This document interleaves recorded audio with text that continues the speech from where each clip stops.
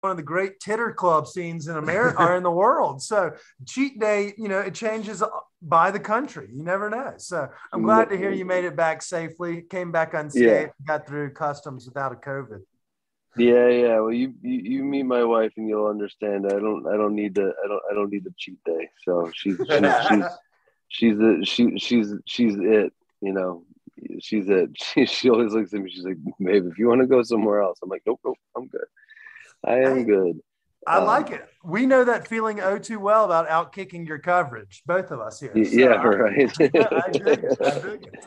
I Well, like it. Justin, we kind of like to start all of our interviews off similar ways with just kind of a break the ice, a casual conversation. I'm going to hand that off to Chris while I run and grab a water real quick. But Chris, take the reins. Yeah, so normally we kind of kick this stuff off with asking our guests if they're a transplant or a native to Colorado. But since you're not with us, where'd you come from? Where are you? Yeah, so originally from Rhode Island. I was 16 years old and decided to kind of, Jerry Garcia had just died and decided to fall out to the California, Haight Ashbury scene and follow the rest of the members of the Grateful Dead out there and kind of, hang out and see what California had to offer. So your parents were uber supportive. I didn't talk to them for quite some time, we know that feeling. Yeah, this is 96. So my dad bought me a 1-800 number for home, and then I had a 1-800 kind of pager, and we didn't use either one of those things. Like I saw him, he would text, or not text, but he would page, and I never called back. I was kind of, it's hard. It's hard to like, to talk to your parents when you decide to like head out 3,000 plus miles across country at 16 and choose to be homeless. It's like, it's not the easiest decision. And they're, anyway, but they became supportive. When I finally did talk to them, I promised I'd go back and get my GED.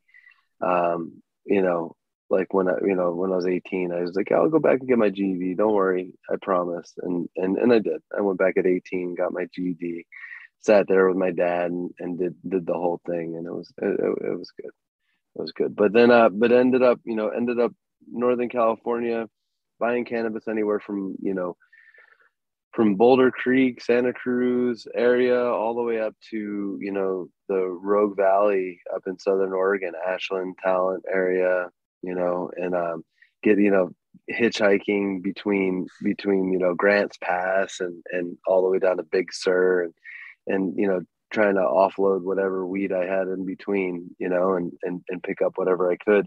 And, and then, of course, shipping it back home to everybody that didn't have good Cali bud.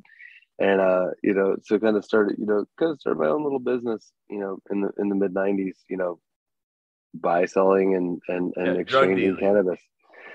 The statute of let's call it legacy. Let's call it legacy sales. Okay. We'll call it I like that. I'm a legacy salesman. So, man, what a great term. That's the spin job if I've ever heard it. I mean, you get a GED for marketing. That's a genius right there. It's like, but it's because I was called a drug dealer my whole life, and I'm the first one that is like, when I'm like, oh shit, this shit's in the technology world's not working, I'm just going to go back to drug dealing, and it's like it's like a personal joke, but I get to say it, but then, I spent my life, trying to destigmatize cannabis. The first practice was trying to convince your grandmother that you're not running a cartel, and on to convincing government that that we weren't the cartel and that we weren't like burying billions of dollars and sheriffs in our backyard, and then to convincing the market that small batch craft cannabis producers deserved a place in you know, in the market. So that was our, you know, so I've spent my life, you know, marketing. So if I end up being good at it, like I hope it works, you know. I know that feeling oh too well. And you know, you tell your story, and it's kind of like those things like we used to get, you know, we come from, both of us are from the South, different parts, but similar situations where it's like, oh, this is Cali Bud. Oh, it's $25 a gram. We were all in that same camp. And so I like legacy sales a lot better than when I describe how other ways we made it through college, making a little bit of scratch here and there. But, you know, we grew up also in college talking about the Emerald Triangle, you know, the Humboldt Mafia and things of that nature. And so, you know, it seems like obviously, you know, being instilled and I guess touched by the Grateful Dead and moving west at 16, that's ballsy in its own sense. But now it seems you've kind of navigated the, I guess, the perils and the pitfalls of the cannabis scene and came out on the other side very much savvy in the technological ways, but also trying to find ways to integrate that community into where the scene is going forward. So you've kind of got your thumb on the pulse, and it's not just marketing anymore. Yeah, well, I mean, you know, so in 2012, I was coming down the hill from one of my, you know, we used to rent these little farms from loggers. We would call them farms, or we'd rent greenhouses from these, like, you know, some backwood loggers in, like, in Willits and you know, Ukiah area. And I was coming down the hill, and I had, you know, a trailer, and I had, like, I was such a jackass. I had, like, you know, matching truck, matching trailer, you know, blacked out rims and tires, and, you know, and, like, driving with, like, I think the same, like, you know, gold aviators, you know, obviously, like, fucking crushing it, you know, to anybody. They're just like, go, and then I'm going over a 1-lane bridge, you know, like crushing it like an idiot, right? You know, like, who the fuck drives that shit driving down the backside of a mountain in fucking Willits? You know what I'm saying? Like it's like, no, like, you're like so fucking obvious.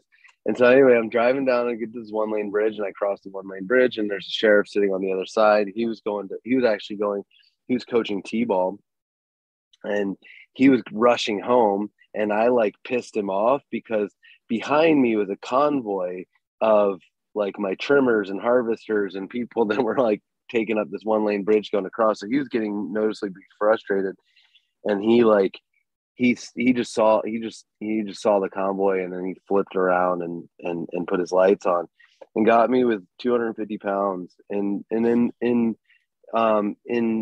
you know, 2012, that was a decent amount even in California.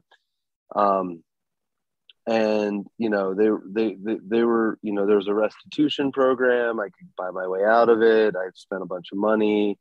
I mean, I'm, you know, like, it you know, it's sad but true. But, you know, like, if you got enough money, you can buy your way out of a felony, and, you know, pretty much anywhere. So I wasn't going to do any time, and I wasn't going to have anything on my permanent record. But people started to approach me because I was involved in sort of, you know, the nonprofit world and the regenerative design world and the permaculture movement, and doing all this local food policy and starting the farm to table movement in Mendocino. And, you know, we were really heavily involved in that space, you know, food policy. And people started to approach me. They're like, you know, you pay for all this shit with your cannabis money.